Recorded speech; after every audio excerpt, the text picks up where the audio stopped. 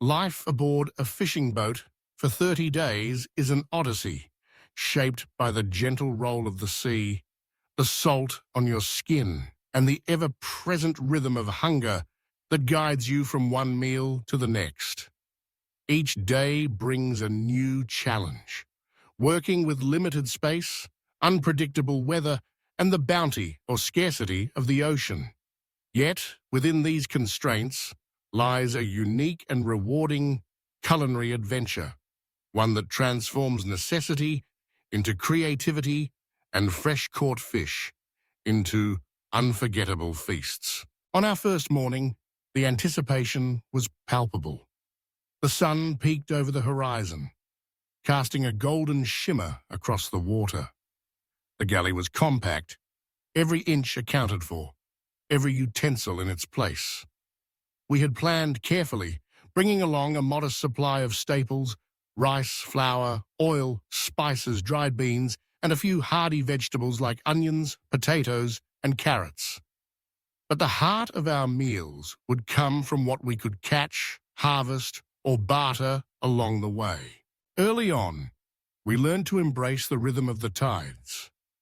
Our inaugural breakfast was simple and hearty: scrambled eggs with diced potatoes, all cooked in a single pan. The eggs, brought from shore, were a precious resource, rationed carefully throughout the trip, paired with strong, dark coffee, brewed in a battered percolator. It was a meal that warmed and awakened us, readying us for a day on the water. Fishing was not just a means of sustenance, it became our daily ritual. On the third day, luck was with us. A shimmering school of mackerel swam near the boat, lured by our lines. With the first catch, excitement surged. We cleaned and filleted the fish on the stern, careful to use every part. For lunch, the freshest mackerel was transformed into grilled fillets, seasoned simply with sea salt and cracked pepper, seared on a small portable grill. The taste was pure, the flesh, firm and briny, kissed by the ocean breeze.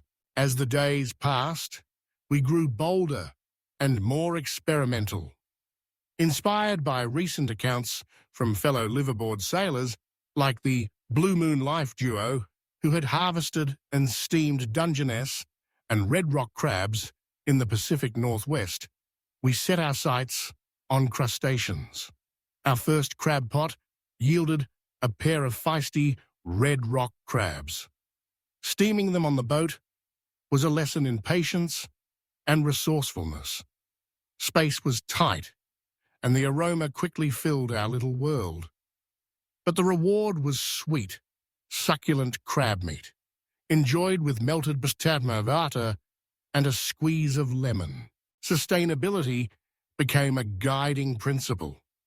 Drawing from practices common in Alaska, where residents fish for salmon and harvest deer to support themselves in remote regions, we made a point to only take what we needed.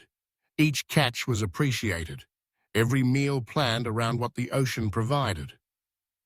On days when the fishing was sparse, we turned to our larder of dried goods, making hearty stews of beans and potatoes, flavored with smoked fish from previous bounties. One particularly memorable evening, as the sun set in a blaze of color, we prepared a seafood chowder using the last of our fresh catch: chunks of cod, diced potatoes, carrots, and a handful of foraged sea greens.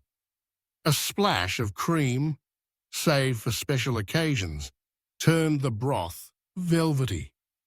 We ate it out of mismatched bowls, savoring every spoonful, the warmth a welcome comfort against the cooling air. Meal planning was crucial. With no easy access to fresh markets, we relied on preserved foods for variety. Canned tomatoes added depth to fish stews. Dried herbs and spices elevated even the simplest meals. On calm days, we baked bread in a tiny oven, the scent mingling with the sea air. Flatbreads, quick to make and versatile, became a staple, often topped with smoked fish, onions, and a sprinkle of dill. Breakfasts became a time to experiment with flavors and textures. Oatmeal, cooked slowly on the stove, was enlivened with dried fruit and a drizzle of honey. On days when fish was plentiful, we'd make kedgeree, a comforting dish of flaked fish, rice, and hard-boiled eggs, seasoned with curry powder and fresh herbs. It was a nod to maritime traditions, a way to stretch ingredients and create something truly satisfying. The unpredictability of the sea meant that some days were leaner than others. During a stretch of stormy weather, when fishing was impossible, we relied on our emergency stores. Lentil soup, simmered with garlic and onions, provided sustenance and warmth. Crackers, baked in advance and stored in airtight tins, were a welcome accompaniment. We learned to appreciate the simplicity of these meals, the way hunger sharpened our senses and made even the humblest fare delicious. Every now and then, we'd treat ourselves to a meal inspired by the private chef experiences offered on some fishing charters. With a little extra effort, we recreated restaurant-worthy dishes right on our boat. One such evening, after a particularly fruitful day, we prepared a pan-seared halibut with a citrus beurre blanc, served alongside sautéed greens and roasted potatoes. The fish, caught just hours before, was delicate and buttery, the sauce bright and tangy. It was a meal that felt celebratory, a reminder of the luxury hidden in simplicity. Throughout the journey, we made it a point to harvest and utilize local resources wherever possible.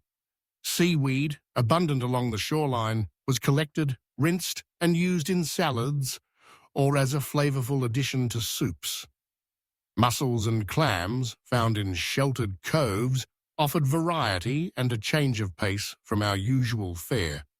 Steamed with garlic, white wine, and parsley, they became a favorite treat, their briny sweetness a true taste of place. As the weeks wore on, our relationship with food deepened. Cooking became more than a task. It was an act of mindfulness, a way to connect with our environment and each other. Each meal was the result of effort and intention, from the first cast of the fishing line to the last dish scrubbed clean. We learned to waste nothing, turning fish bones into stock, saving vegetable peelings for compost, and repurposing leftovers into new creations. Our final week brought an unexpected bounty. A pot of squid, drawn in by our lights at night, offered a rare delicacy. Cleaning and preparing them was a messy but rewarding endeavor. We grilled the squid quickly over high heat, finishing them with a drizzle of olive oil and a scattering of chili flakes. The result was tender and slightly smoky, a reminder of the surprises the sea can offer to those willing to wait and watch. Desserts were rare, but all the more special for their scarcity. On calm, clear evenings, we'd gather onto the deck with cups of sweetened rice pudding flavored with cinnamon and nutmeg. Occasionally, we'd bake a simple cake, using up the last of our eggs and flour, sweetened with honey and studded with dried fruit. These small indulgences were savored slowly, accompanied by stories and laughter. The practicalities of cooking at sea shaped our approach. Water was precious, so we used it sparingly, often reusing rinse water for washing up. We favored one-pot meals to minimize cleanup and conserve fuel. Everything had to be stored securely, protected from moisture and the constant movement of the boat. Despite these challenges, or perhaps because of them, every meal felt hard-won and deeply appreciated. Looking back, the experience was transformative. Living aboard a fishing boat for 30 days changed our relationship with food. teaching us resilience, adaptability, and gratitude. We learned to respect the ocean's gifts, to celebrate abundance and endure scarcity, to find joy in the act of cooking and eating together. Perhaps most importantly, we discovered that the best meals are not always the most elaborate or expensive. Instead, they are the ones shaped by resourcefulness, shared with good company, and enjoyed in the moment. Whether it was a simple breakfast of boiled eggs and toast, or an elaborate seafood feast, each meal became a memory, a marker of our journey across the water. In the end, our 30 days at sea were about more than just survival. They were about thriving, about embracing the challenges and delights of living off the ocean. We returned to shore with a newfound appreciation for fresh ingredients, for sustainable practices, and for the simple pleasure of a well-cooked meal. The lessons of those 30 days lingered long after we stepped back onto land, a reminder that adventure can be found in the most everyday of acts, catching, cooking, and sharing a meal, one day at a time. Reflecting on the journey, it's clear that living and cooking at sea is not about replicating the comforts of home, but about embracing the unique opportunities and limitations of life afloat. The sea is a demanding teacher, but a generous one too, offering a different kind of abundance to those who are willing to work for it. We took inspiration from the experiences of others, like the Blue Moon Life sailors who celebrated their first catch and cook with Dungeness and red rock crabs, or the Alaskan residents who rely on self-caught salmon and wild game. These stories, recent and resonant, reminded us that we are part of a long tradition of maritime self-sufficiency, one that values ingenuity, sustainability, and a deep respect for the environment. Throughout the month, we stayed mindful of our impact on the ecosystems around us. We fished selectively, taking only what we needed and releasing undersized or out-of-season catches. We avoided waste, composting scraps when possible, and repurposing leftovers. We learned to identify edible plants along the shoreline, supplementing our diet with wild greens and sea herbs. The sense of community among those who live and cook at sea is strong, even when separated by miles of open water. Stories, tips, and recipes are shared freely, passed from one boat to another, each crew adding their own twist.